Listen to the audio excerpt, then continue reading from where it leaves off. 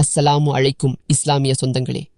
இஸ்லாமிய கேள்வி பதில் நிகழ்ச்சியின் இன்றைய கேள்வி, நபிகள் நாயகம் ரசூல் கரீம் ஸல்லல்லாஹு அலைஹி வஸல்லம் பிறந்த ஹிஜ்ரி மாதம் எது? ரபியுல் ஆகிர், ரமலான், உல் ஹஜ், ரபியுல் அவ்வல்? உங்களுடைய பதிலை கமெண்டில் தெரிவியுங்கள் இன்ஷா அல்லாஹ்.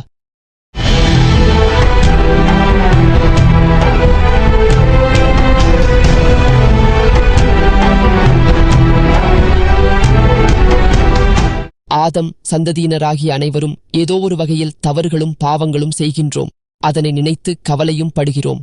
ஆனால் கருணையாளனான அல்லாஹ் அவனுக்கு இணை வைப்பதை தவிர அனைத்து பாவங்களையும் மன்னிக்கக்கூடியவன், அளவற்ற அருளாளன், நிகரற்ற அன்புடையவன். நபிகள் நாயகம் ஸல்லல்லாஹு அலைஹி வஸல்லம் கூறியதாக அபூ ஹுரைரா ரலியல்லாஹு அன்ஹு கூறுகிறார்கள், எவர் ஒருவர் இந்த துஆவை தினமும் 100 தடவை ஓதி வருகிறாரோ அவருடைய பாவம் கடல் நுரை அளவு இருந்தாலும் மன்னிக்கப்படும்.